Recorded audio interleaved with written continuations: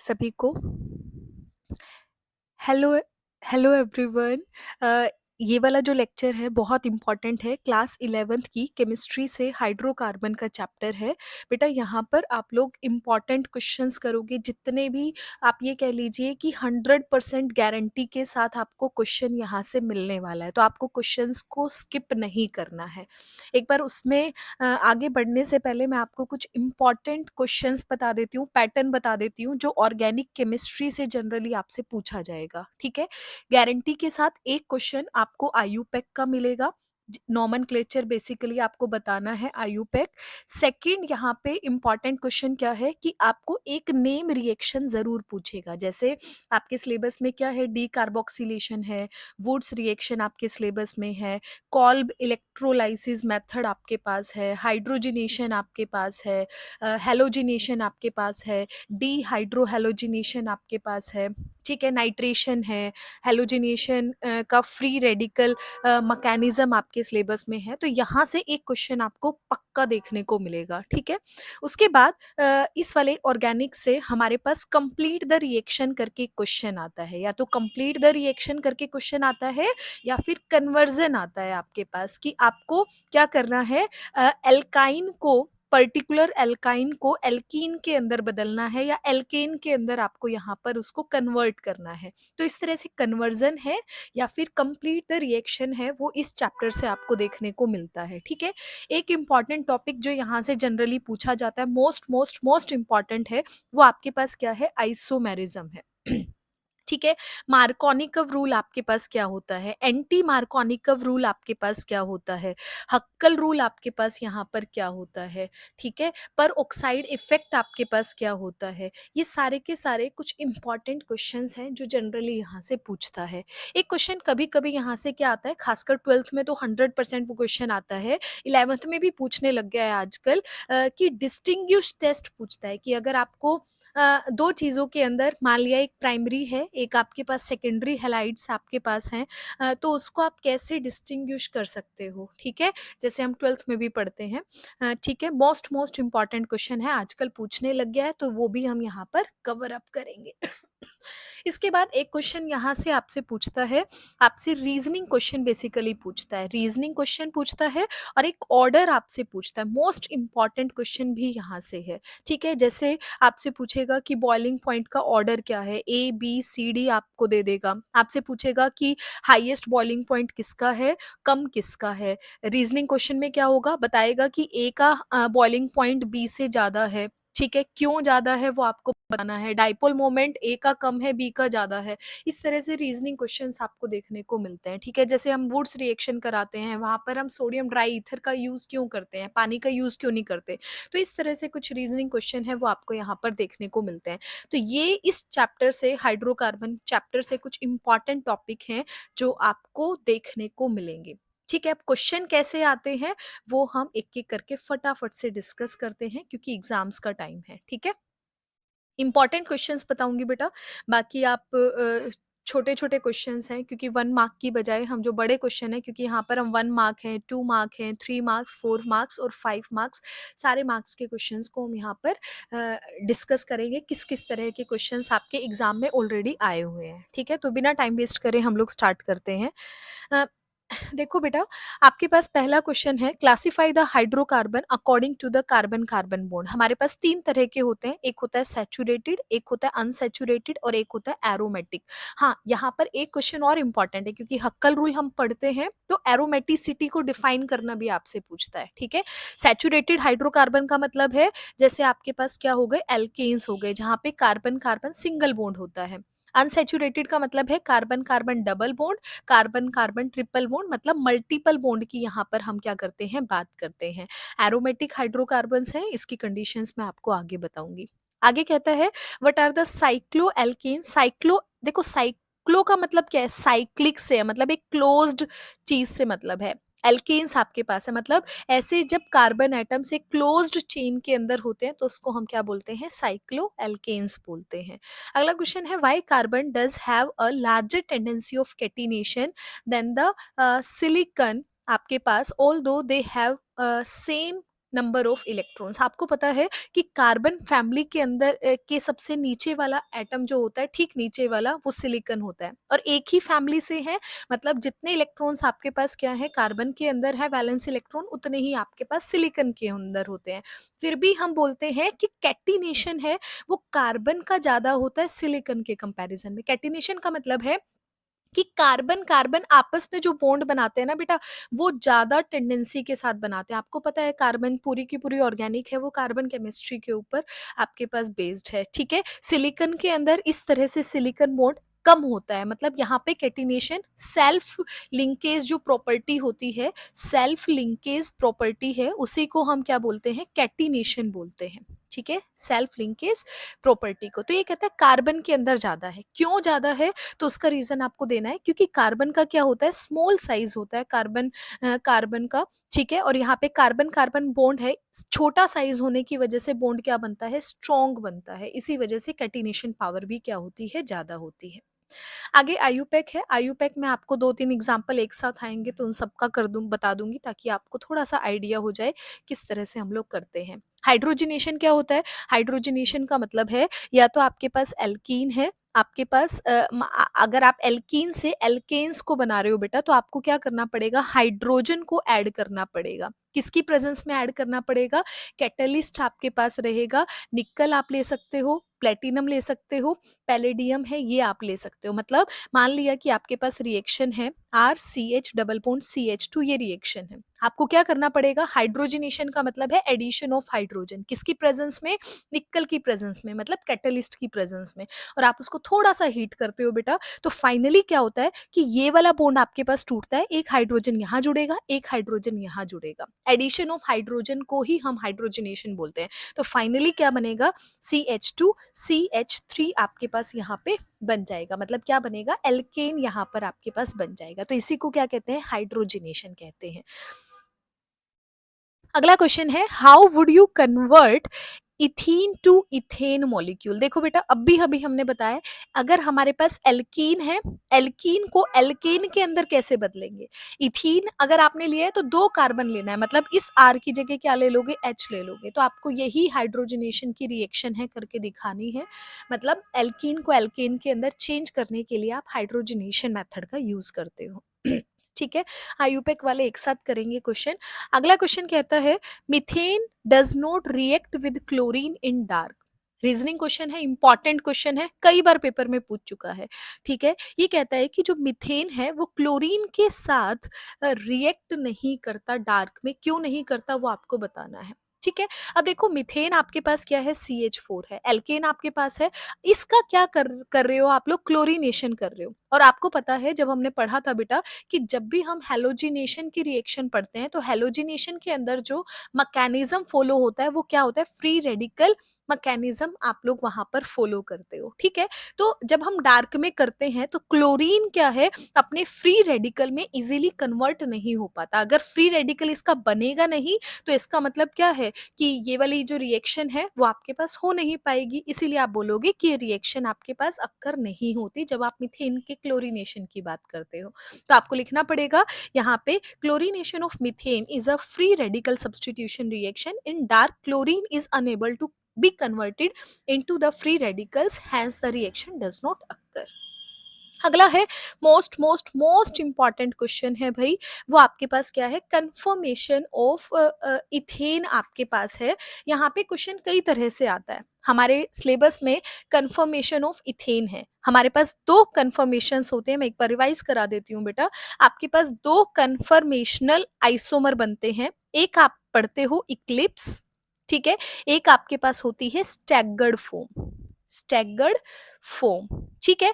Eclipse आपके पास है, Eclipse के अंदर क्या होता है, सब एटम्स, हाइड्रोजन एटम्स हैं वो नियरेस्ट टू ईच अदर होते हैं, और स्टैगर्ड के अंदर क्या होता है, all hydrogen atoms are farthest apart, you can say. मतलब अगर इक्लिप्स का मतलब है छिप गए, एक एटम अगर हाइड्रोजन यहाँ है, इसी के ठीक पीछे अगर हाइड्रोजन होगा तो वो इक्लिप्स होगा, पास पास में। स्टैगर्ड में क्या है, एक हाइड्रोजन यहाँ है बेटा, तो दूसरा हाइड्रोजन क्या होगा, उससे थोड़ा सा डिस्टेंस पे आपके पास रहेगा।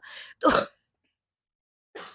सॉरी, ठीक है, तो 2 कन्फर्मेशनल आइसोमर या कन्फर्मर हमारे पास होते हैं, एक इक्लिप्स फॉर्म होती है, एक हमारे पास स्टैगर्ड फॉर्म होती है। तो आपको ध्यान में रखना है कि जो स्टैगर्ड फॉर्म है, क्योंकि वहाँ पर एटम्स थोड़ा दूर होते हैं, तो वहाँ पे रिपल्शन कम होती है। इक्लिप्स में पास-पास में होते हैं, तो रिपल्शन फैक्टर यहाँ पे क्या होता है, ज़्यादा आपके पास होता है, इसीलिए ज़्यादा स्टेबल कौन होता है, स्टैगर्ड फॉर्म आपके पास स्टेबल होता है। और जब हम यहाँ पे एनर्जी डिफरेंस की बात करते हैं बेटा, तो आपके पास 12.5 किलो जूल पर मोल आपके पास क्या होती है, यहाँ पे एनर्जी डिफरेंस होती है। Due to this small energy difference these two forms are easily interconvertible at the ordinary temperature and can not be separated and isolated, not be separated and isolated. ये भी एक important question है, आगे चल के आपको देखने को मिलेगा, ये बातें आपको ध्यान में रखनी है। ठीक है, अगला आपके पास है, आपको ली चैटरियल प्रिंसिपल को डिफाइन करना है। ये आपने चैप्टर पढ़ा होगा, तो ये आप यूज टू हो गए होंगे इस ली चैटरियल प्रिंसिपल से। बहुत इंपॉर्टेंट क्वेश्चन है बेटा, वेरी वेरी इंपॉर्टेंट क्वेश्चन। आपसे इक्विलिब्रियम के चैप्टर के अंदर ये यहाँ से पूछता है, आपको बताना है it states that a change in any of the factor that determine the equilibrium condition of a system will cause the system to change in such a manner so as to reduce or to counteract। हमारे पास कुछ गलती से equilibrium के questions लिखे गए हैं, तो वो इक्विलिब्रियम वाले चैप्टर में पढ़ेंगे। अगले क्वेश्चंस की तरफ बढ़ते हैं। अगला क्वेश्चन है आपके पास, how is alkene produced by the vicinal आपके पास डाइहेलाइड। इसने बेटा पूछा है कि विसिनल डाइहेलाइड, विसिनल का मतलब क्या होता है, अगल बगल वाले, डाइहेलाइड मतलब हेलोजन है वो अगल बगल वाले पे है। जैसे CH2 दोनों अगल बगल वाले कार्बन है, तो यहाँ पर भी ब्रोमीन है, यहाँ पर भी ब्रोमीन है। इसने बोला है इस विसिनल डाइहेलाइड से एल्कीन मतलब carbon CH2 double bond CH2 है, वो कैसे आपको मिल सकता है, वो आपको यहाँ पे बताना है। ठीक है, तो आपको पता है बेटा, यहाँ पे हम क्या करा रहे हैं, डीहेलोजिनेशन करा रहे हैं। डीहेलोजिनेशन का देखो हो क्या रहा है कि ये हेलोजन को हम लोग रिमूव कर रहे हैं, दोनों अपने अपने इलेक्ट्रॉन्स को लेकर जाएंगे, एक एक इलेक्ट्रॉन्स को यहाँ पे क्या करेंगे, छोड़ देंगे, और ये दोनों एक एक इलेक्ट्रॉन आपस में क्या बना लेंगे, बॉन्ड बना लेंगे, और क्या बनेगा आपके पास, एल्कीन बनेगा। तो अगर आपके पास विसिनल डाइहेलाइड है, उससे आपको एल्कीन बनाना है, तो उसके लिए आपको क्या करना पड़ेगा, जिंक डस्ट यहाँ पे डालना पड़ेगा। ठीक है, तो रिएक्शन क्या हो जाएगा, डीहेलोजिनेशन रिएक्शन इसको हम बोलते हैं। ठीक है, तो ये रिएक्शन आपके पास हो जाएगी। अगले क्वेश्चन की तरफ बढ़ते हैं।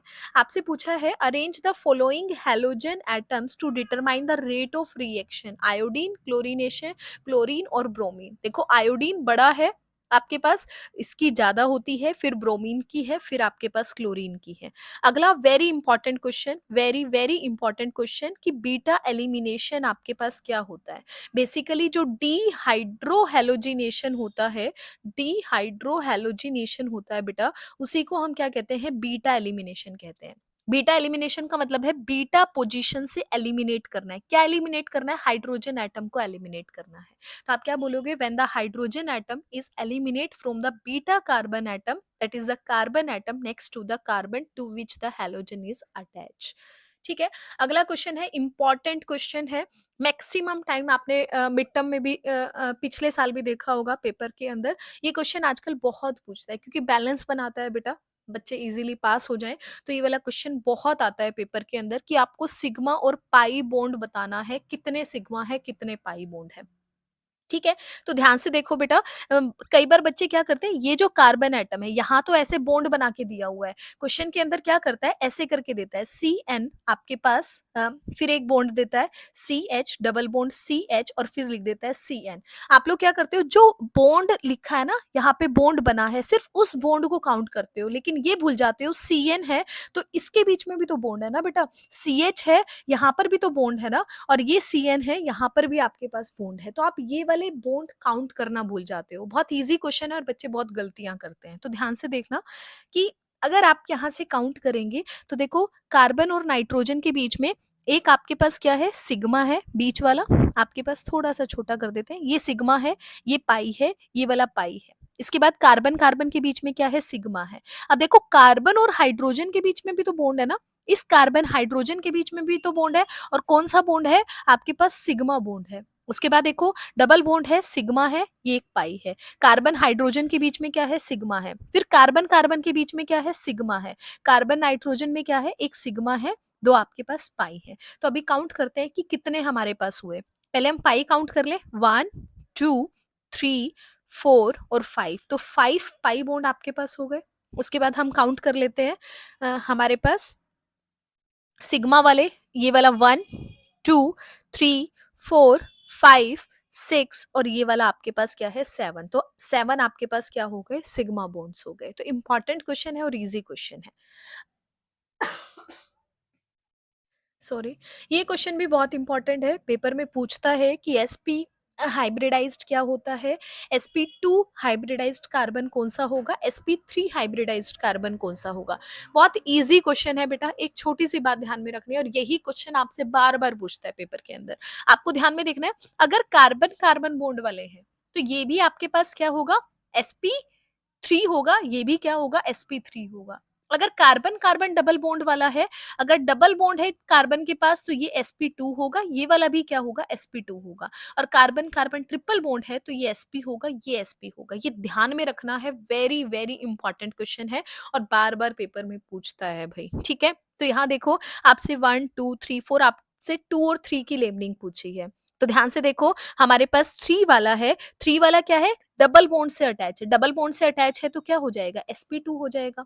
अब यहाँ देखो, आपके पास सेकंड वाला है, सेकंड वाला क्या है, मेजरली ट्रिपल बॉन्ड से आपके पास कर रहा है। ट्रिपल बॉन्ड है तो इसका मतलब क्या बनेगा, sp हाइब्रिडाइज्ड बनेगा। तो ये वाला जो आपके पास पैटर्न है बेटा, इसको आपको ध्यान में रखना, इंपॉर्टेंट है, पेपर में बार बार पूछता है।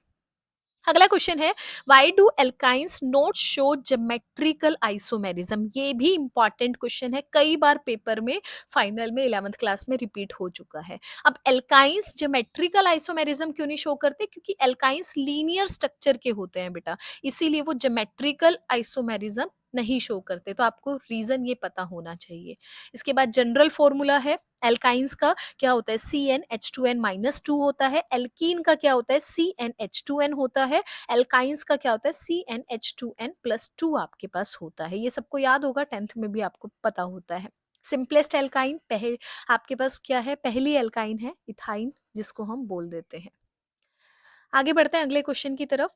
अगला है, right the combustion reaction for the hexene. Hexene के लिए कंबशन रिएक्शन बतानी है, तो आप बेटा क्या करना है, सबसे पहले हेक्सीन लिखो। हेक्सीन आपने बना लिया, ठीक है। हेक्सीन का मतलब क्या है, हेक्स वन आइन, हेक्साइन, ठीक है। मतलब ट्रिपल बॉन्ड आपको फर्स्ट कार्बन एटम पे दिखाना है। तो यहाँ पे आपने पहले कार्बन एटम पे ट्रिपल बॉन्ड दिखाया, बाकी सब क्या है, सिंगल सिंगल बॉन्ड वाले हैं।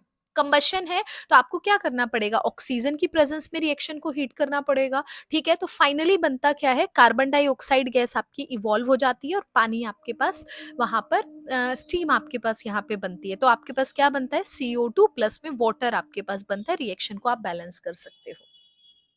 इंपॉर्टेंट क्वेश्चन है, ये क्वेश्चन भी बहुत बार रिपीट हुआ है कि आपको इथाइन से बेंजीन कैसे बनाना है। इथाइन आपके पास है, देखो बेटा, बेंजीन आप सबको पता है कि ये मेरे पास बेंजीन आपके पास होती है, ठीक है। बेंजीन के अंदर कितने हैं, 6 कार्बन एटम आपके पास यहाँ पे हैं, 6 कार्बन एटम, जो कि पार्शली डबल बॉन्ड आपके पास एग्जिस्ट करते हैं, जहां delocalization of pi electrons involve करता है, ठीक है। अब इथाइन की बात करेंगे, इथाइन के अंदर 2 कार्बन एटम है। यहाँ क्या चाहिए, 6 कार्बन एटम चाहिए, जो साइक्लिक मोड में एक तरह से आपस में क्या करते हैं, ओवरलैप करते हैं यहाँ पे, इनके इलेक्ट्रॉन्स आपस में, ठीक है। तो यहाँ पे क्या करना पड़ेगा, आपको 3 मोल लेने पड़ेंगे। तो आप 3 मोल लेते हो, इसमें रेड हॉट आयरन ट्यूब आप लेके चलते हो, हाई टेम्परेचर पे रिएक्शन को कराते हो, तो क्या बनता है, बेंजीन आपके पास बनता है। कैसे बनता है, तो यहाँ पे इलेक्ट्रॉन्स दिखा रखा है, केवल इलेक्ट्रॉन्स यहाँ पर शेयर अप करेंगे, ये यहाँ, ओवरऑल क्या बनेगा, बेंजीन आपके पास यहाँ पे बनेगा। तो आपको सिंपल याद रखना है, आयरन डालनी है आपको, बहुत ही गर्म करना है, हाई टेम्परेचर पर आपको यहाँ पे यूज करना है। तो आपके पास क्या बन जाएगा, इथाइन से आपके पास बेंजीन बन जाएगा। अगला क्वेश्चन है, बेंजीनॉइड क्या होता है। बेंजीनॉइड क्या है, एरोमेटिक हाइड्रोकार्बन, जहां पर बेंजीन रिंग आपके पास होती है, उसको बेंजीनॉइड बोलेंगे। बेंजीन रिंग नहीं होगी तो उसको नॉन बेंजीनॉइड बोलेंगे। अगला रीजनिंग क्वेश्चन है, although benzene is highly unsaturated. आपको पता है यहाँ पे क्या है, बेंजीन अनसेचुरेटेड है, मतलब मल्टीपल बॉन्ड आपके पास एग्जिस्ट करते हैं। अब अनसेचुरेटेड मल्टीपल बॉन्ड एग्जिस्ट करने के बावजूद ये आपके पास एडिशन रिएक्शन नहीं शो करता है। क्यों नहीं करता है? आप अभी-अभी हमने पढ़ा था बेटा कि यहाँ पे क्या होता है, आपके पास डीलोकलाइजेशन ऑफ पाई इलेक्ट्रॉन्स होता है। मतलब यहाँ पे क्या हो रहा है, आपके पास रेजोनेंस एग्जिस्ट करता है, जिसकी वजह से एडिशन रिएक्शन आपके पास नहीं बन पाती। तो आप यहाँ पे रीजन लिखोगे, अनलाइक ओलिफिन्स, ओलिफिन्स का मतलब है जैसे एल्कीन हमारे पास होती है, ठीक है, pi electrons of the benzene are delocalized, that is they are having the resonance effect, and hence these are uncreative towards the addition reaction.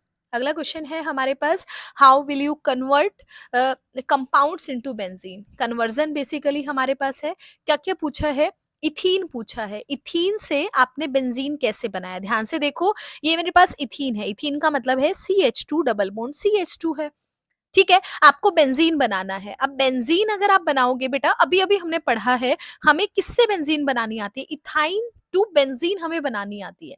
कैसे बनानी आती है, आपको रेड हॉट आयरन यहाँ पे डालना है, हाई टेम्परेचर पे डालना है, 873 केल्विन टेम्परेचर पे डालना है, तो बेंजीन आपके पास बन जाएगी। ये तरीका आप लोगों ने सीखा है। अब मेन बात क्या है, इथीन पूछा है, तो इसका मतलब आपका काम क्या है, पहले इथीन टू इथाइन बनाना है। कैसे बनाएंगे, इथाइन आप लोग कैसे बनाओगे, तो आपके पास इथीन है, आपने ब्रोमिनेशन कराया, हेलोजिनेशन कराया, तो ब्रोमीन आपके पास बन गए, मतलब विसिनल आपके पास हेलाइड्स बन गए। और विसिनल हेलाइड्स अगर आपके पास बन जाते हैं यहाँ पे, उसके बाद अल्कोहलिक क्यूएच डालोगे, क्योंकि अल्कोहलिक क्यूएच क्या करता है, डीहाइड्रोहेलोजिनेशन आपके पास यहाँ पे करता है। तो यहाँ पे क्या होगा, ये हटेगा, यहाँ पे डबल बॉन्ड आपके पास एग्जिस्ट करेगा।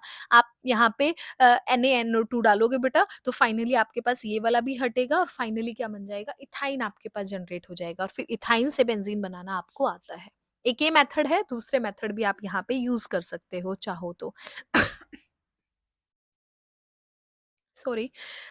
अगला है हमारे पास हेक्सेन। हेक्सेन से बेंजीन कैसे बनेगा। हेक्सेन क्या है, कार्बन एटम्स की एक लीनियर वे के अंदर आपके पास क्या है, चेन है। क्या करना पड़ेगा आपको इसके लिए, यहाँ पे आप यहाँ पे क्रोमियम का ऑक्साइड डाल सकते हो, वेनेडियम का डाल सकते हो बेटा। हाई टेम्परेचर और प्रेशर पर आपको रिएक्शन को कराना होता है, ठीक है, तो आपके पास क्या बन जाता है, बेंजीन यहाँ पे बन जाता है। तो ये 1 1 मार्क के क्वेश्चंस हैं जो बेसिकली आपसे ऑलरेडी पूछे गए हैं। इसके बाद बढ़ते हैं अगले क्वेश्चंस की तरफ। अगला क्वेश्चन देखो 2 मार्क्स के अंदर इंपॉर्टेंट क्वेश्चन है।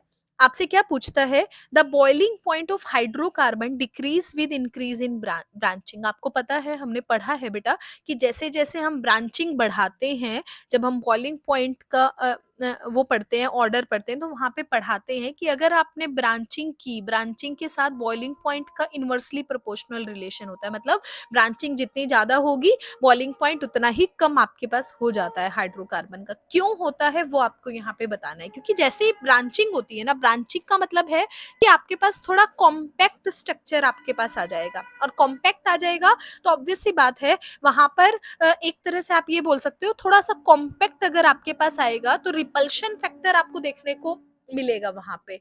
और वो क्या करता है, बेसिकली आपके जो इफेक्टिव सरफेस एरिया है उसको कम कर देता है, जिसकी वजह से स्ट्रेंथ आपके पास अच्छी हो जाती है वंडरवॉल फोर्स ऑफ अट्रैक्शन की, ठीक है, जिसकी वजह से बॉइलिंग पॉइंट आपके पास क्या हो जाता है, कम हो जाता है। आप क्या बोलोगे कि branching results into a more compact that is nearly spherical structure. This reduce the effective surface area and hence the strength of van der Waals forces of attraction, thereby leading to a decrease in the boiling point आपके पास, ठीक है। इसके बाद है unsaturated compounds undergo addition reaction. Why addition reaction, मतलब अभी अभी हमने पहले भी देखा था ना कि जो ओलिफिन्स हैं आपके पास एडिशन रिएक्शन शो करते हैं, लेकिन आपके पास बेंजीन है, उसमें मल्टीपल बॉन्ड है, वो आपके पास एडिशन रिएक्शन क्यों नहीं शो करता। सॉरी। अब क्वेश्चन आ गया है कि जो ओलिफिन्स हैं, अनसैचुरेटेड कंपाउंड्स हैं, वो एडिशन रिएक्शन करते हैं, क्यों करते हैं उसके बारे में आपको बताना है। तो आपको रीजन लिखना है यहाँ पे, the unsaturated hydrocarbon compounds contain carbon carbon double bond और the triple bond. The pi bond is multiple bond that is the unstable and therefore addition reaction take place across the multiple bond. अगला question है, to which category of compounds does cyclohexane belong. किससे करता है, saturated से करता है, क्योंकि cyclohexane है। आपके पास साइक्लोहेक्सेन का मतलब क्या है, इस ये आपके पास साइक्लोहेक्सेन है, तो यहाँ पे क्या है, सिंगल बॉन्ड आपके पास है, तो आप क्या बोलोगे कि ये आपके पास क्या होता है, सैचुरेटेड आपके पास एलिसाइक्लिक हाइड्रोकार्बन होते हैं। इसके बाद देखो ड्रॉ द स्ट्रक्चर, आपके पास आयुपेक नेम लिखा हुआ है बेटा, आपको यहाँ पे स्ट्रक्चर ड्रॉ करना है, ठीक है, कर सकते हैं। देखो पहले क्या है, हेप्टेन, लास्ट में हेप्टेन का मतलब 7 कार्बन एटम की चेन बनानी है, 1 2 3 4 5 6 7 आपने बना लिया, ठीक है। 2 पे मिथाइल है, आप नेमिंग कर लो, 1 2 3 4 5 6 7, 2 पे मिथाइल मतलब 2 पे आपने यहाँ पे मिथाइल डाल दिया। 3 पे आइसोप्रोपाइल, 3 पे आइसोप्रोपाइल, आइसोप्रोपाइल का मतलब है 3 पे जो कार्बन जुड़ा है, आइसो का मतलब है सेम, ठीक है। 3 कार्बन है, प्रोपाइल का मतलब है 3 कार्बन एटम है। अब बीच में एक होगा सेंटर में, एक इसके इधर एक इसके इधर, तो इसको क्या बोलते हैं, आइसोप्रोपाइल बोलते हैं, ठीक है। तो यहाँ पे आपने आइसोप्रोपाइल है वो आपने यहाँ पे लगा दिया बेटा, तो इसका नाम हो गया 2 मिथाइल 3 आइसोप्रोपाइल ब्यूटेन, ठीक है। इसके बाद है डाइसाइक्लो प्रोपाइल मीथेन, आपके पास ये आपके पास हो गया, हाँ, ये आपके पास डाइसाइक्लोप्रोपाइल मीथेन आपके पास हो गया बेटा। इसके बाद है draw all the possible structural isomerism with the molecular formula C6H14, आपके पास नेम देम, ये भी इंपॉर्टेंट क्वेश्चन है। देखो क्या है आपके पास जितने भी पॉसिबल स्ट्रक्चरल आइसोमेरिज्म है ये बताने, किसके, C6H14 के। C6H14 का मतलब है हेक्सेन की बात हो रही है, 6 कार्बन एटम है। तो एक तो है कि सारे कार्बन एटम क्या है, लीनियर वे के अंदर है। दूसरी पॉसिबल क्या हो सकती है कि 6 क्या है, लीनियर वे के अंदर आपके पास है। अगला क्या हो सकता है कि इसमें से एक आपने हटा दिया, आपने यहाँ पे और इसको सेकंड कार्बन एटम पे यहाँ पे जोड़ दिया, जो आपके पास 2 मिथाइल पेंटेन आपके पास बन जाएगा। अगला क्या है कि हम सेकंड कार्बन की बजाय हम क्या करेंगे, इसको हटाएंगे, बीच में सेंटर में हम क्या कर देंगे, ऐड कर देंगे, तो क्या बनेगा, 3 मिथाइल पेंटेन आपके पास बनेगा, ठीक है। अब क्या है, इसी चेन के अंदर एक चेन में एक कार्बन और घटा दिया, तो क्या करेंगे, सेकंड कार्बन एटम पे ही लगा दिया और ये भी क्या लगा दिया, इसी के पास लगा दिया, ये ऑप्शन हो सकता है। अगला ऑप्शन क्या हो सकता है, दोनों सेम कार्बन एटम पे ना होके अलग अलग कार्बन एटम पे हो जाएंगे बेटा, तो ये आपके पास पॉसिबल हो सकता है 2,3 डाइमिथाइल ब्यूटेन आपके पास। तो जितने भी पॉसिबल स्ट्रक्चरल आइसोमेरिज्म्स थे वो आपको यहाँ शो करने थे, ये सारे के सारे जो मेंशन है, ये सारे पॉसिबल स्ट्रक्चरल आइसोमेरिज्म है। स्ट्रक्चरल आइसोमेरिज्म का मतलब है कि फॉर्मूला आपके पास सेम होता है, अरेंजमेंट है एटम्स की वो आपके पास डिफरेंट होती है, उसको हम आइसोमर्स बोलते हैं एक दूसरे का, और इस फिनोमिना को आइसोमेरिज्म बोला जाता है, ठीक है। अगला क्वेश्चन देखो, आपके पास sodium salt of which acid will be needed for the preparation of propane, ठीक है। अब इसने बोला है कि सोडियम सॉल्ट है, आपको कौन से एसिड का चाहिए अगर आपको प्रोपेन बनाना है, ठीक है। अब देखो प्रोपेन बनाने के लिए बेसिकली ये जो रिएक्शन है इसको बोलते हैं डी कार्बोक्सिलेशन, ये बाय नेम भी रिएक्शन आती है, इंपॉर्टेंट है भाई, ये क्वेश्चन बहुत बार पेपर में आता है, डिफाइन डी कार्बोक्सिलेशन। कार्बोक्सिलेशन क्या होता है, डी कार्बोक्सिलेशन के अंदर आप सोडा लाइम के साथ ट्रीट करते हो। मान लिया मेरे पास क्या है, CH3COONA है, आप सॉल्ट लेते हो, बेसिक एसिडिक सॉल्ट लेते हो, ठीक है। एसिडिक सॉल्ट के अंदर आप सोडा लाइम डालते हो, सोडा लाइम का मतलब है NaOH डालोगे, प्लस में कैल्शियम ऑक्साइड डालोगे, फिर थोड़ा सा हीट करोगे बेटा, फाइनली क्या होगा, एक कार्बन एटम CH है, तो यहाँ पे क्या बनेगा, CH4 बनेगा, और यहाँ पे Na2CO3 आपका बाहर निकल जाएगा।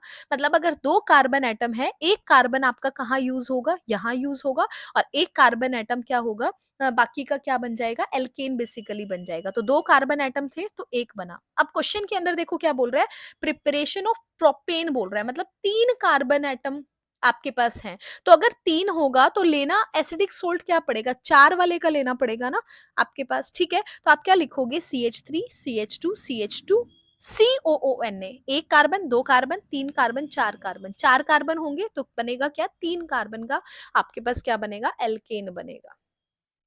अगला क्वेश्चन है, ये क्वेश्चन भी बहुत बार पेपर में आया है कि cyclobutane is less reactive than the cyclopropane, ऐसा क्यों होता है वो आपको बताना है, क्योंकि साइक्लोब्यूटेन के अंदर कार्बन कार्बन बॉन्ड एंगल है वो आपके पास क्या होता है, 90 का होता है। देखो ब्यूटेन है तो साइक्लोब्यूटेन ये हो गया, साइक्लोप्रोपेन क्या हो गया बेटा, ये हो गया। तो साइक्लोब्यूटेन के अंदर जो एंगल होता है वो कितना होता है, 90 का होता है, और साइक्लोप्रोपेन के अंदर कितने का होगा, 60 के अंदर 60 का आपके पास होगा, ठीक है?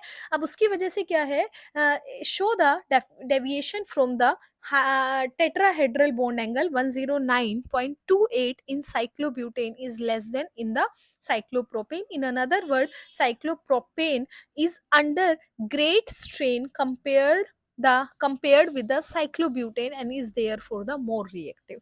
In short, देखो आपको बताना क्या है, अगर आपको ये टिपिकल लैंग्वेज नहीं आती, साइक्लोब्यूटेन ये है, साइक्लोप्रोपेन आपके पास क्या है, ये है।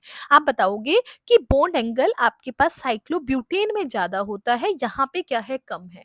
अगर साइक्लोप्रोपेन के अंदर बॉन्ड एंगल कम है तो इसका मतलब एटम्स क्या है, बिल्कुल पास पास में है, तो यहाँ पे स्ट्रेन ज्यादा रहेगा। मतलब एक तरह से आप कहो, आप रिपल्शन फैक्टर आपको एक दूसरे को यहाँ पे ज्यादा देखने को मिलेगा। ठीक है, अब यहाँ पे कंजस्टेड है एक तरह से, क्योंकि बॉन्ड एंगल कम है। अगर ज्यादा स्ट्रेन रहेगा, ज्यादा कंजस्टेड आपके पास रहेगा, तो ये जल्दी से रिएक्ट करना चाहेगा, तो इसीलिए हम बोलते हैं कि ये आपके पास ज्यादा रिएक्टिव होता है। ठीक है। अगला क्वेश्चन है, how will you prepare isobutane. Isobutane मैंने आपको पहले बताया बेटा, आइसोब्यूटेन टोटल ब्यूटेन का मतलब 4 कार्बन एटम है, आइसो लगा दिया तो आप क्या करोगे, एक कार्बन एटम बीच वाला है, इसके पास इधर भी इधर भी इधर भी, तो इससे क्या बोला जाता है, आइसोब्यूटेन बोला जाता है। अब आपको कैसे मिलेगा आइसोब्यूटेन, ठीक है, तो आप क्या कर सकते हो, डी कार्बोक्सिलेशन रिएक्शन का यूज कर सकते हो। ठीक है, तो आपने क्या लिया, सॉल्ट बेसिकली यहाँ पे लिया, आप यहाँ पे सॉल्ट लोगे बेटा, एसिड लेके तो भी आप कर सकते हो रिएक्शन को, वैसे भी कर सकते हो, तो आप एसिडिक सॉल्ट लोगे, आइसोब्यूटेन जो आपको चाहिए ये आपने एज इट इज रखा है, इसके साथ एक कार्बन बढ़ा के CONA कर दिया और सीधा डालो उसमें, सोडा लाइम यहाँ पे लिखो और थोड़ा सा हीट कर दो, तो आपके पास क्या मिल जाएगा, आइसोब्यूटेन मिल जाएगा। अगला क्वेश्चन है, the boiling point of alkene show a steady increase with increase in molecular mass. क्यों होता है, क्योंकि आपके पास वंडरवुल फोर्स ऑफ अट्रैक्शन इंक्रीज आपके पास ज्यादा होता है, जैसे जैसे आपका पास मॉलिक्यूलर साइज बढ़ता है, सरफेस एरिया आपके पास बढ़ता चला जाता है। अगला क्वेश्चन है, पेंटेन हैज 3 आइसोमर्स। पेंटेन के ये 3 आइसोमर्स हैं। ठीक है, अब यहाँ पे बॉइलिंग पॉइंट है पेंटेन का, वो आपके पास कितना है, 309.1 के है, जबकि जो 2,2 मिथाइल है ये वाला आपके पास है, इसका जो बॉइलिंग पॉइंट है 282.5 के है। क्यों है, मतलब नॉर्मल पेंटेन आपके पास है, इसका इतना है, जब आपने इसका एक आइसोमर लिया है, 2,2 डाई मिथाइल प्रोपेन लिया है, तो इसका बॉइलिंग पॉइंट कम हो गया है। क्यों हो गया वो आपको बताना है। देखो बेटा, आपके पास पेंटेन है, पेंटेन का मतलब है कार्बन एटम सारी आपके पास लीनियर वे में है। 2,2 डाई मिथाइल प्रोपेन का मतलब है 3 कार्बन एटम है, 2 पे यहाँ पे भी मिथाइल है, यहाँ पे भी मिथाइल है। बेसिकली हो क्या रहा है, ये आपके पास क्या है, लीनियर है, ये क्या है, ब्रांच स्ट्रक्चर है। और हमने पढ़ा है कि जैसे जैसे अगर हम ब्रांचिंग करते हैं तो बॉइलिंग पॉइंट आपका कम होता चला जाता है, तो आप यहाँ पे यही वाला बताओगे कि बॉइलिंग पॉइंट ब्रांचिंग के इनवर्सली प्रोपोर्शनल होता है। ठीक है, इसी वजह से इसका बॉइलिंग पॉइंट क्या हो जाएगा, कम हो जाएगा, इसका बॉइलिंग पॉइंट आपके पास क्या हो जाएगा, ज्यादा हो जाएगा। आप ऐसे करके आंसर दे सकते हो, बाकी आप लिख भी सकते हो, with the increase in number of branch chain the molecule attains the shapes of the sphere. This results in a smaller area of contact and therefore weak intermolecular forest between the spherical molecules, which are overcome a relatively lower temperature. अगला question है, draw the Newman projection formula of the staggered form of 1,2 dichloroethane आपके पास।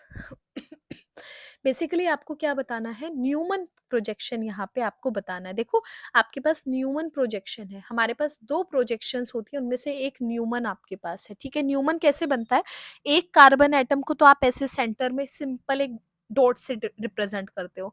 अब इसके पास क्या है, एक hydrogen एक hydrogen एक क्लोरीन, ये पहला कार्बन हो गया। पिछले कार्बन को हम क्या करते हैं, सर्कल से रिप्रेजेंट करते हैं, इसके पास एक हाइड्रोजन और एक क्लोरीन। अब क्या था, इसने स्टैगर्ड फॉर्म बोला था, स्टैगर्ड फॉर्म का मतलब क्या है कि आपको अलग अलग दिखाने हैं। अगर हम इक्लिप्स फॉर्म बोलते हैं ना, तो एक डॉट को हम क्या दिखाते हैं, ब्लू वाले से ही करते हैं, एक डॉट को हम क्या दिखाते, यहाँ पे क्लोरीन से दिखाते, इधर हाइड्रोजन इधर हाइड्रोजन।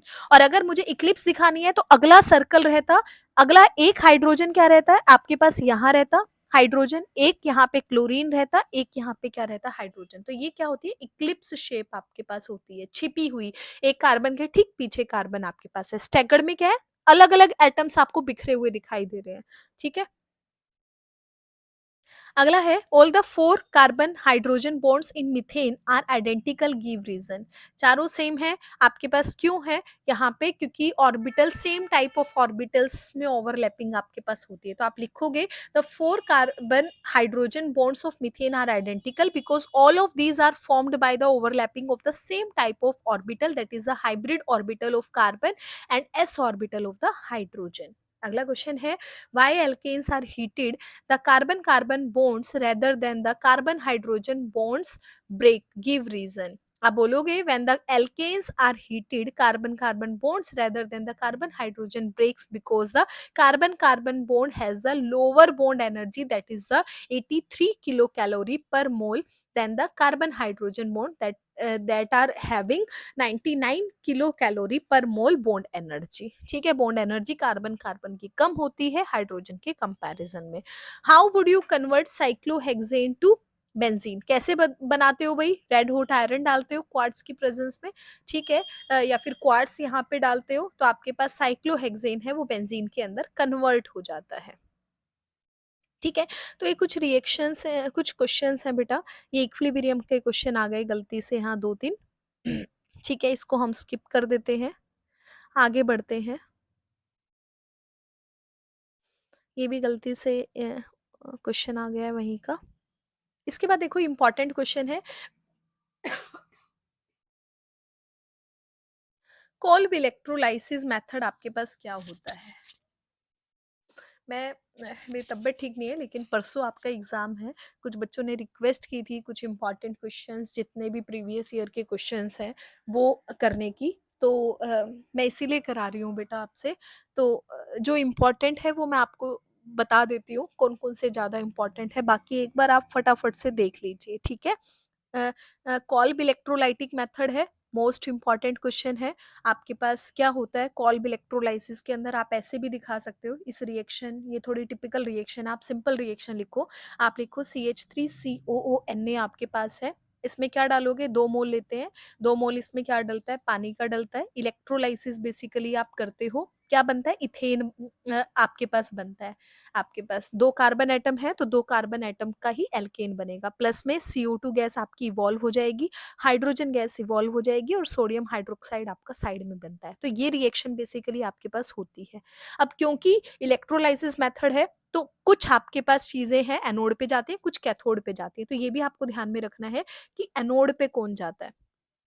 एनोड पे हमेशा ऑक्सीडेशन होता है बेटा, एनोड पे रिएक्शन किसकी होती है, CH3COO नेगेटिव की होती है, ये इलेक्ट्रॉन्स को लेता है, CH3CO ओ नेगेटिव आपके पास बनता है, फाइनली आपके पास क्या बनता है, मीथेन का आपके पास फ्री रेडिकल बन जाता है, CO2 बाहर निकल जाता है। फिर ये जो मीथेन का रेडिकल बना है, ये मीथेन का रेडिकल आपस में कंबाइन करते हैं और क्या बना लेते हैं, इथेन बना लेते हैं। तो ये एनोड पे रिएक्शन होती है। अगर हम कैथोड पे बात करते हैं, कैथोड पे क्या होता है, वाटर की रिएक्शन होती है, वाटर बेसिकली रिडक्शन करता है, तो क्या करता है, आपके पास 2 मॉलिक्यूल वाटर के होते हैं तो ये 2OH नेगेटिव प्लस में 2H पॉजिटिव में कन्वर्ट हो जाता है। फिर ये 2H पॉजिटिव जो होता है ये 2 इलेक्ट्रॉन को लेता है और क्या बना लेता है, हाइड्रोजन गैस बना लेता है। तो ये रिएक्शन आपने क्लास में याद करी होगी, तो इसे हम बोलते हैं कॉल्ब इलेक्ट्रोलाइटिक मेथड, हम इसे बोलते हैं, that is the electrolysis of an aqueous sodium, आपके पास सोडियम और the potassium salt you can take here, ठीक है, of the carboxylic acid and alkanes containing the even number of carbon atom is formed at the anode, ये बात आपको ध्यान में रखनी है, ठीक है। इसके बाद अगला क्वेश्चन देखो, how is the alkene prepared from the alcohol by the acidic dehydration. Acidic dehydration देखो, आपको डिहाइड्रेशन करना है, डिहाइड्रेशन का मतलब है रिमूवल ऑफ वाटर। इसका मतलब क्या है कि एक में H है एक में OH है, तभी तो वाटर बनेगा ना, दोनों अगल बगल वाले कार्बन पे होते हैं। जब हम डिहाइड्रेशन करते हैं बेटा, हमेशा ध्यान में रखो हमें क्या यूज करना होता है, कंसंट्रेटेड सल्फ्यूरिक एसिड प्लस में हीट, इसको हम लोग डालते हैं तो हमारे पास क्या बनता है, एल्कीन हमारे पास बन जाता है। अगला क्वेश्चन है, how are alkene trans alkene formed by the alkyne, कैसे बनेगा? हम यहाँ पे हाइड्रोजनेशन करते हैं सोडियम लिक्विड अमोनिया की प्रेजेंस के अंदर। जब हम सोडियम लिक्विड अमोनिया की प्रेजेंस में करते हैं तब हमारे पास क्या बनता है? ट्रांस एल्कीन बनता है। ये आपको यहाँ पे ध्यान में रखना है भाई, ठीक है। अगला क्वेश्चन है, how are the cis alkenes formed by the electrolysis. अब देखो ये आपके पास, अगर आपने पेडेलियम कार्बन कार्बन या फिर पेडेलियम चारकोल की प्रेजेंस में हाइड्रोजनेशन कराया है तो आपके पास क्या बनेगा? सिस एल्कीन बनेगा। Most most most important question है कि एल्काइन से सिस एल्कीन कब बनती है, ट्रांस एल्कीन आपके पास कब बनती है। मार्कोनिकव रूल आपके पास क्या होता है? मार्कोनिकव रूल का मतलब होता है बेटा कि आपके पास बेसिकली क्या है, आपके पास कोई भी आपको पोलर आपके पास कंपाउंड होता है अनसिमेट्रिकल एल्कीन का, ठीक है, तो उसमें आपको दो चीजें ऐड करनी होती है। जैसे अगर मैंने कहा कि एक कार्बन है जहां पे हाइड्रोजन ज्यादा है, एक कार्बन है आपके पास जहां पे हाइड्रोजन कम है, यहाँ कम है यहाँ आपके पास ज्यादा है, तो हमें HBr ऐड करना है। मतलब एक तो ये पोलर वाला है, मतलब Br नेगेटिव जाएगा, एक H पॉजिटिव जाएगा, तो Br किस पे जाएगा और आपके पास H कहाँ जाएगा? तो ध्यान में रखो, जब एंटी मार्कोनिकव होता है ना तो नेगेटिव वाला पार्ट हमेशा टर्मिनल पे जाता है, मतलब वो यहाँ पे आपके पास ज्यादा वाले पे जाता है, वो हमेशा टर्मिनल वाला बनाता है। और आपके पास हाइड्रोजन कहाँ जाता है? यहाँ पे जाता है। जब हम मार्कोनिकव करते हैं तो टर्मिनल वाला कभी नहीं बनता, जो ब्रोमाइड है वो बीच में बनता है, मतलब वो कम वाले पे जाएगा और ज्यादा वाले पे क्या जाएगा? हाइड्रोजन आपके पास जाएगा। तो ये मार्कोनिकव रूल आपके पास है। आप चाहो तो इसकी डेफिनेशन भी दे सकते हो। It states when the polar compound is added to an unsymmetrical alkene और alkyne, positive part goes to the most substituted carbon atom and the negative part goes the to the least substituted carbon atom। आप simple ध्यान रखो, anti Markovnikov के अंदर हमेशा terminal halide बनती है। अगर वहां टर्मिनल बनेगी तो आप एक छोटा सा बेसिक एग्जांपल लेकर चलो, मतलब आप यहाँ पे सिंपल लेकर चलो, कोई भी एग्जांपल है RCH डबल बॉन्ड CH2 का, यहाँ HBr डालो। अगर मार्को एंटी मार्कोनिकव है तो Br टर्मिनल पे जाएगा, मतलब जो आपके पास जहां हाइड्रोजन आपके पास ज्यादा है, ठीक है। अगर हमें मार्कोनिकव करना है तो Br नेगेटिव कहाँ जाएगा? इस बीच वाले कार्बन एटम पे जाएगा। तो ऐसे करके आप ध्यान में रख सकते हो। अगली रिएक्शन है आपके पास ozonolysis, very very important reaction, by name भी पूछता है और क्वेश्चन इस तरह से भी पूछता है, right the chemical equation of reaction involve in the ozonolysis. करना क्या होता है? इथीन लेना होता है, उससे क्या बनता है? आपके पास एल्डिहाइड बनेगा या कीटोन आपके पास बनता है, तो आपको करना क्या है? ओजोन डालना है। ओजोन का मतलब है O3। अब ओजोन में कैसे डलेगा? ये वाला बॉन्ड हटेगा, एक ऑक्सीजन के साथ ऐसे, दूसरी ऑक्सीजन के साथ ऐसे, मतलब इथाइलिन ओजोनाइड आपके पास बनेगा। अब उसके बाद आप इसमें जिंक प्लस वाटर डालते हो एसिडिक मीडियम के अंदर, फिर आपके पास बॉन्ड ऐसे टूटते हैं बेटा, ऐसे टूटेगा। CH2O मतलब क्या है? HCHO आपके पास है, इधर भी क्या है? HCHO आपके पास है, तो यहाँ पे क्या बन रहा है? मिथेनल आपके पास बन रहा है, बाकी आपका एडिशनल साइड प्रोडक्ट निकल रहा है, तो इसे बोलते हैं ओजोनोलिसिस, ठीक है। इसके बाद है ब्यूटीन 1 और ब्यूटीन 2 को आप कैसे डिस्टिंग्विश करते हो? उसको हम या तो ओजोनोलिसिस से डिस्टिंग्विश करते हैं भाई, या फिर हम KMnO4 के साथ उसको ऑक्सीडेशन करा के हम उसको डिस्टिंग्विश करते हैं। कैसे? ओजोनोलिसिस रिएक्शन कराओ, देखो यहाँ अगर ओजोनोलिसिस करोगे तो डबल बॉन्ड पे क्या बनेगा? यहाँ आपके पास डबल बॉन्ड बनेगा, ठीक है। मतलब एक यहाँ से कटेगा, एक आपके पास ये बनेगा, मतलब एक तो आपके पास CH3 CH2 CHO बन गया, एक आपके पास HCHO बन गया। अगर आप बीच वाले पे करोगे तो ऑक्सीजन ऐसे करके बनेगा, मतलब एक यहाँ से टूटेगा, एक आपके पास यहाँ से टूटेगा, तो दोनों में क्या है? सेम तरह का पैटर्न है, तो यहाँ पे दोनों में क्या मिलेगा? एसिटल्डिहाइड है, वो दोनों में मिल जाएगा। तो इस तरह से आप डिस्टिंग्विश कर सकते हो। अगर आपके पास ब्यूटेन आपके पास है, ब्यूटीन आपके पास है और ब्यूट 2 इन अगर आपके पास है तो आप डिस्टिंग्विश कर सकते हो। अगला क्वेश्चन है आपके पास खराश इफेक्ट, आपको यहाँ पे बताना है कि खराश इफेक्ट क्या कहता है। बहुत इंपॉर्टेंट क्वेश्चन है भाई, पेपर के अंदर पहले भी पूछा हुआ है, ठीक है। अब इस चीज के अंदर आपको एक ध्यान में रखना है, इस खराश इफेक्ट को ही हम क्या बोलते हैं? पर ऑक्साइड इफेक्ट बोलते हैं। कई बार क्वेश्चन पर ऑक्साइड के नाम से आता है, कई बार क्वेश्चन खराश इफेक्ट के नाम से आता है, तो आपको दोनों में ध्यान में रखना है। खराश इफेक्ट और पर ऑक्साइड इफेक्ट आपके पास दोनों सेम होते हैं, ठीक है? तो परऑक्साइड इफ़ेक्ट है, तो इस ऑब्वियस सी बात है रिएक्शन परऑक्साइड की प्रेज़ेंस के अंदर होती है। मतलब जो हमने एंटी मार्कोनिकव रूल हमने किया है ना बेटा, वही एक तरह से आपके पास खराश इफ़ेक्ट है। ठीक है? तो आपने एल्कीन लिया, एचबीआर लिया, परऑक्साइड की प्रेज़ेंस में कराते हैं। एंटी मार्कोनिकव रूल अगर आपके पास है, आप अगर सिंपल एचबीआर डालते हैं तो मार्कोनिकव रूल अप्लाई करते हैं। अगर एचबीआर के साथ हमारा परऑक्साइड अगर हम डालते हैं बेटा, तो हमेशा एंटी मार्कोनिकव रूल अप्लाई होता है, और इसी को हम क्या कहते हैं, परऑक्साइड इफेक्ट या खराश इफेक्ट बोलते हैं। मतलब एंटी मार्कोनिकव में क्या बनता है, टर्मिनल एल्काइन बनता है। ठीक है? तो आपको यहाँ पे वही एंटी मार्कोनिकव की डेफिनेशन दे दो, एक तरह से वही आपके पास क्या हो जाएगा, परऑक्साइड इफेक्ट हो जाएगा। अगला क्वेश्चन है आपके पास, how is the alkyne prepared from the calcium carbide. ये क्वेश्चन भी कई बार आया है पेपर के अंदर कि कैल्शियम कार्बाइड का मतलब है CaC2। इससे हम क्या एल्काइन कैसे बनाएंगे, हम इसका हाइड्रोलिसिस करते हैं बेटा, वाटर की प्रेजेंस के अंदर रिएक्शन को कराते हैं, तो कैल्शियम हाइड्रोक्साइड आपका बाहर निकल जाता है और आपका यहाँ पे इथाइन बनता है। तो ये रिएक्शन आपको ध्यान में रखना है। अगला है, how is alkyne prepared by the Kolbe method. Kolbe reaction हमने पढ़ ली थी, वही आपको करनी है। अगला है, how is alkyne prepared from the vicinal dihalide. ये भी हमने पढ़ लिया था, कैसे बनेगा हमारे पास। अगला क्वेश्चन है, आपके पास, how will you distinguish between the ethylene and the methane. Ethylene और मिथेन को कैसे करोगे आपके पास। ठीक है? तो इथाइलिन क्या करता है, ब्रोमीन वाटर के कलर को डिस्चार्ज करता है, और बेयर रिएजेंट कलर है उसको डिस्चार्ज करता है, जबकि मिथेन आपके पास नहीं करता। तो आप ऐसे करके लिख सकते हो। अगला क्वेश्चन है, although acetylene is acidic in nature, it does not react with the sodium hydroxide और the potassium hydroxide, give reason. अब देखो, एसिटाइलिन आपके पास क्या होता है, एक वीक आपके पास एसिड होता है, जिसकी पीके की वैल्यू 2.5 आपके पास होती है।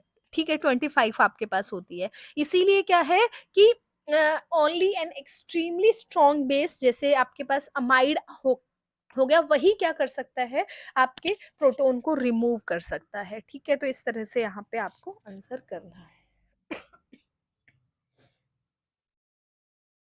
इसके बाद क्वेश्चन है, इथीन से इथाइन कैसे बनाना है, हम पढ़ चुके हैं। ठीक है?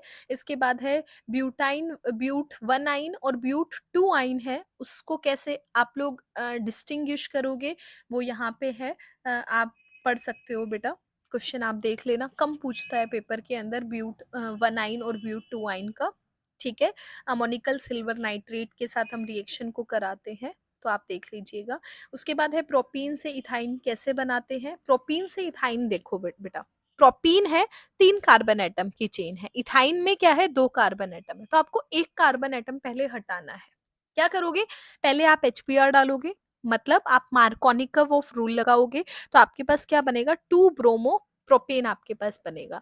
फिर आप क्या करोगे, इस बीआर को OH से रिप्लेस करोगे, उसके लिए हमें क्या करना होता है, एक्वस KOH डालना होता है, एल्कोहलिक नहीं डालना होता है, एक्वस डालना होता है।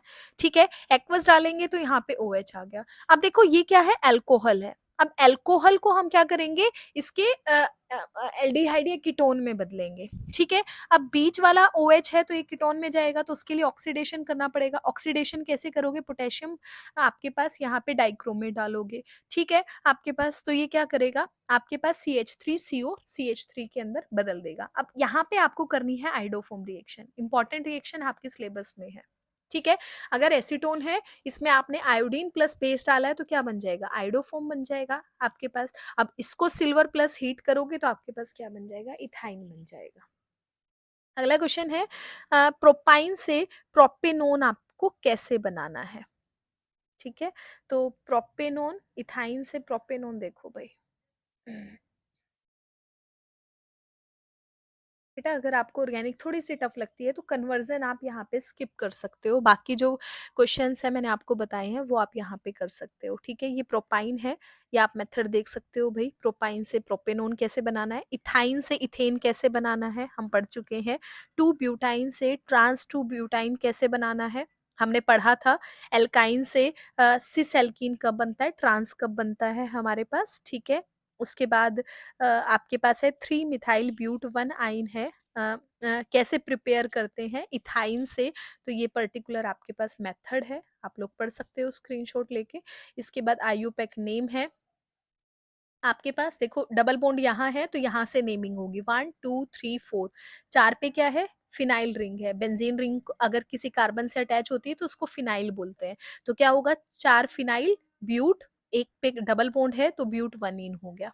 ठीक है, आपके पास ये देखो ये क्या है, फिनोल है। फिनोल के इस second carbon atom, first carbon atom second, second पे मिथाइल है, 2 मिथाइल फिनोल आपके पास हो गया।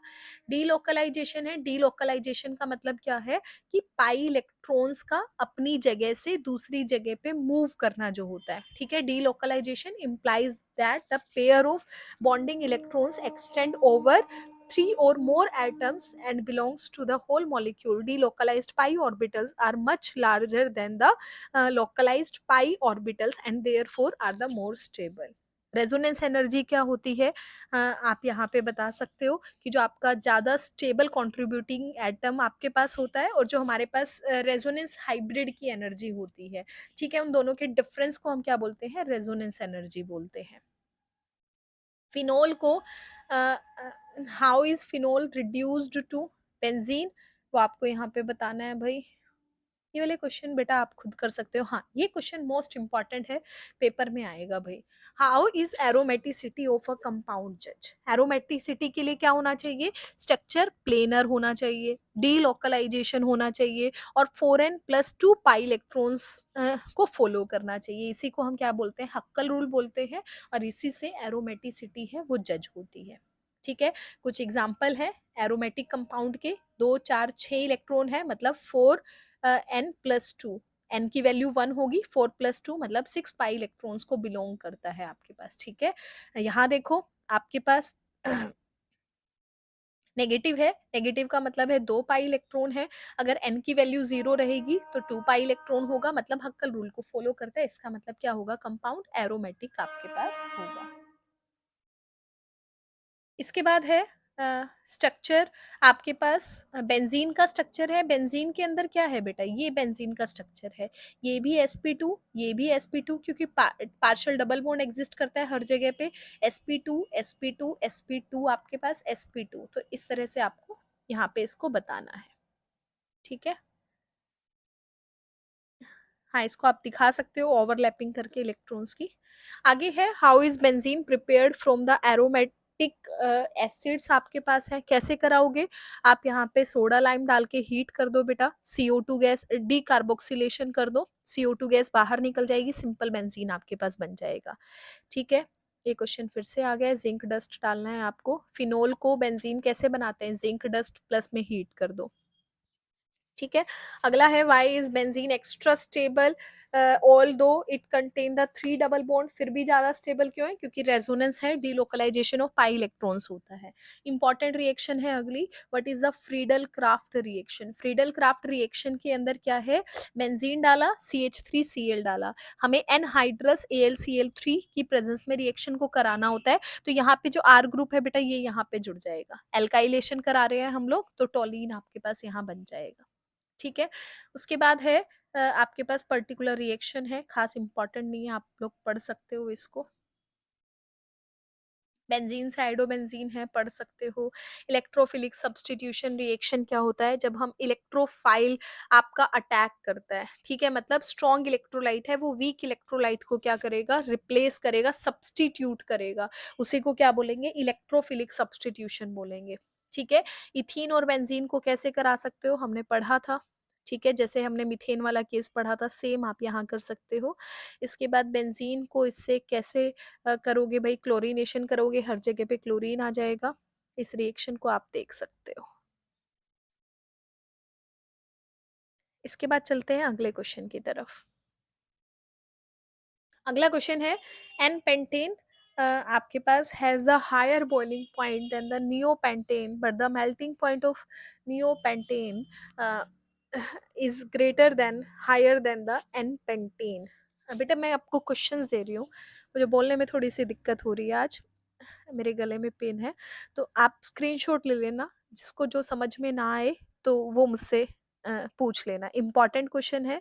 डाइपोल मोमेंट है, ट्रांस वाले का कम होता है सिस वाले से, ये आपको बताना है यहाँ पे। ठीक है, ट्रांस में क्यों होता है, देखो बेटा यहाँ ट्रांस में क्या है, ये दोनों अपोजिट डायरेक्शन में होते हैं। अपोजिट में होते हैं तो एक दूसरे के अफेक्ट को कैंसिल आउट करते हैं, जिसकी वजह से ट्रांस वाले का कम होता है, ऑलमोस्ट कैंसिल आउट कर देते हैं तो जीरो के बराबर हो जाता है। सिस में कैंसिल आउट नहीं होता तो इसका डाइपोल मोमेंट ज्यादा होता है, यही आपको यहाँ पे बताना है।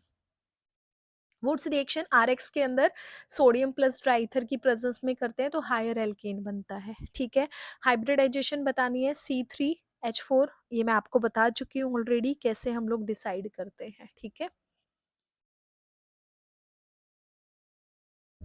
इसके बाद रिएक्शन है, in the absence of peroxide का मतलब है मार्कोनिकव रूल लगाना है, in the presence of peroxide का मतलब है एंटी मार्कोनिकव रूल लगाना है। एंटी मार्कोनिकव के अंदर देखो टर्मिनल हेलाइड बना है, यहाँ टर्मिनल की बजाय बीच वाला बना है। ठीक है, पॉलीमराइजेशन क्या होता है, ठीक है, ये आप पढ़ सकते हो। ठीक है, एग्जाम्पल आपको देना है तो एडिशन पॉलीमराइजेशन और कंडेंसेशन का हम लोग दे सकते हैं। पॉलीथीन है जो आपके पास, वो एडिशन का एग्जाम्पल है। इसके बाद ऑर्बिटल्स की शेप है, सिग्मा है, वो आप बता सकते हो। देखो बेटा सिग्मा और पाई कैसे ओवरलैप करते हैं, ये सिग्मा बॉन्ड बन रहा है कार्बन और हाइड्रोजन के बीच में, ऐसे करके। ठीक है, ये कार्बन वाला कर रहा है, कार्बन वाला और हाइड्रोजन में एस में इलेक्ट्रॉन होते हैं ना, तो एस वाला हमें स्पेरिकल लेना है, तो इस तरह से हमारे पास बनेगा। और पाई के लिए एक सिग्मा बॉन्ड है आपके पास, ऊपर वाला क्या करेगा, ऐसे साइडवेज ओवरलैपिंग से पाई बनेगा, तो इस तरह से आप डायग्राम बना सकते हो। उसके बाद डिफरेंट आइसोमर्स हैं, आइसोमर्स कैसे होते हैं वो मैं आपको बता चुकी हूँ। ठीक है, अलग अलग स्ट्रक्चर कैसे बनाना है आप बनाकर देख सकते हो।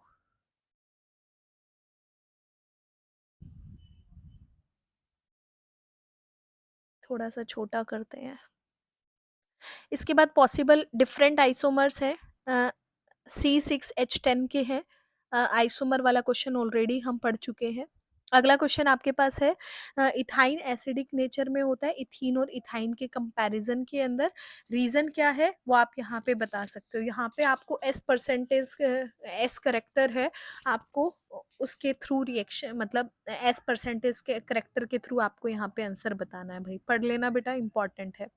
ठीक है, इसके बाद देखो butanone formed when the alkyne is passed through this solution, not so important, लेकिन आप कर सकते हो इस क्वेश्चन को। अगला है कन्वर्जन का क्वेश्चन है भाई। अगर आपको मैं दोबारा बोल रही हूँ ऑर्गेनिक मुश्किल लगती है तो कन्वर्जन के क्वेश्चंस नहीं करने, क्या करने हैं एक बार दोबारा से सुन लो। एक बार क्वेश्चन के इसमें पहला आपको हक्कल रूल करना है बेटा। हक्कल रूल क्या होता है डिफाइन करना है। एरोमेटिक कंपाउंड जो होती है उसका क्राइटेरिया दोनों का सेम है, मतलब आपको पहचान में आना चाहिए एरोमेटिक कंपाउंड कौन है कौन नहीं है। मार्कोनिकव रूल आपको अप्लाई करना आना चाहिए, एंटी मार्कोनिकव रूल है अप्लाई आना चाहिए।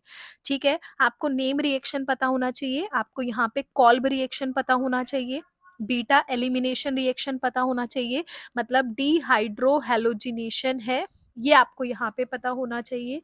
ठीक है, आपको वुड्स रिएक्शन पता होना चाहिए, आपको डी कार्बोक्सिलेशन रिएक्शन है वो आपको पता होना चाहिए, आपको हेलोजिनेशन रिएक्शन है ये आपको पता होना चाहिए। हेलोजिनेशन के अंदर फ्री रेडिकल मैकेनिज्म आपका फ्लो करता है वो करता है।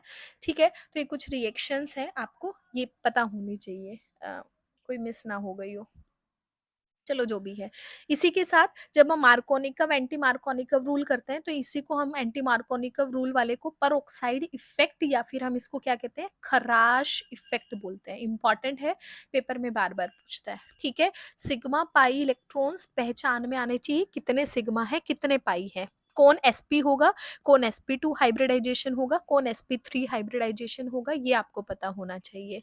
ठीक है, यहाँ पे रिएक्शन के अंदर आयुपेक नेम है, सिंपल से आते हैं, 4-5 की प्रैक्टिस कर लो। आयुपेक नेम से एक क्वेश्चन आपको यहाँ पर बेसिकली पूछता है। इसके बाद अगर हम बात करें, हाँ एक क्वेश्चन आपसे रीजनिंग में पूछता है, सबसे इंपॉर्टेंट है बॉइलिंग पॉइंट वाला या मेल्टिंग पॉइंट वाला क्वेश्चन, जहां पर आप बात करते हो मास बढ़ता है तो बॉइलिंग पॉइंट बढ़ता है, ब्रांचिंग बढ़ती है तो बॉइलिंग पॉइंट कम होता है, ये पता होना चाहिए। डाइपोल मोमेंट का पता होना चाहिए आपको। सिस एल्कीन क्या बनती है, ट्रांस एल्कीन कब बनती है, दोनों में डिफरेंस पता आना चाहिए और दोनों का स्ट्रक्चर बनाना आना चाहिए, बहुत इंपॉर्टेंट है भाई। ठीक है। और अभी दिमाग काम नहीं कर रहा है। एक, हाँ, यहाँ से एक क्वेश्चन और आता है एसिडिक वाला। एसिडिक नेचर है उसके बारे में पता होना चाहिए। एक रिएक्शन ऊपर रह गई हमारी, ओजोनोलिसिस रिएक्शन भी आपकी इंपॉर्टेंट है, मोस्ट इंपॉर्टेंट रिएक्शन आपके पास है। ठीक है। इसी के साथ अगर और इम्पॉर्टेंट पार्ट की अगर हम बात करें यहाँ से, एक एक क्वेश्चन था आपके पास कन्फर्मेशन वाला, मोस्ट इंपॉर्टेंट क्वेश्चन है।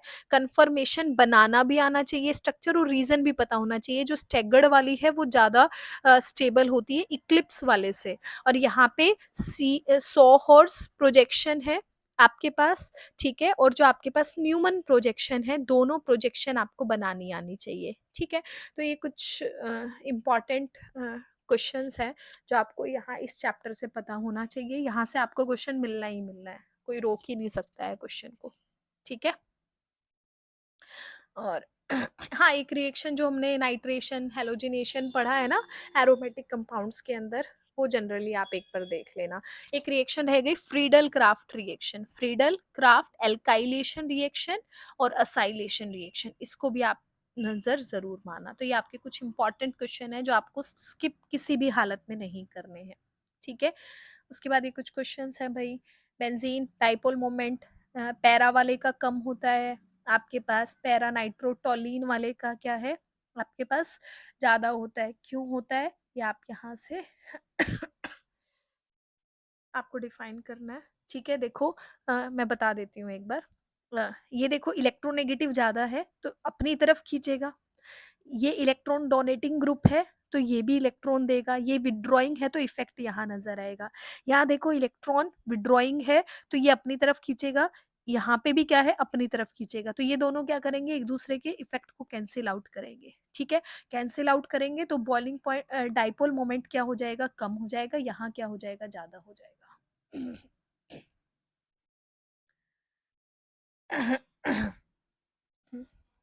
इसके बाद एसिटाइलिन से बेंजीन कैसे बनता है, साइक्लोहेक्सेन से कैसे बनता है पढ़ चुके हैं, बेंजीन डाइजोनियम सोल्ट से कैसे बनता है। ठीक है। और बेंजोइक एसिड से कैसे बनता है, इसको बोलते हैं डाईएजोटाइजेशन रिएक्शन, बेंजीन डाइजोनियम सोल्ट से बनाना। इंपॉर्टेंट रिएक्शन होती है, ये भी 12th में काम आती है आपके। ठीक है। कैसे होता है, एनिलीन से NaNO2 डालते हो डाइल्यूट HCl की प्रेजेंस में 0 to 5 डिग्री सेल्सियस टेम्परेचर को मेंटेन करते हो, N2 पॉजिटिव Cl नेगेटिव, इसको बोलते हैं डाइजोनियम सोल्ट। ठीक है। ये आपके पास बनता है, इसमें H3PO2 डालते हो वाटर के साथ तो बेंजीन बन जाता है। इसके बाद कन्वर्जन वाले क्वेश्चन है बेटा, आप लोग कन्वर्जन वाले में आंसर दिखा देती हूँ, आप इसको एक बार ट्राई कर सकते हो। ठीक है। ये क्वेश्चन इंपॉर्टेंट होता है, बेंजीन डाइजोनियम सोल्ट से बेंजीन बनाना।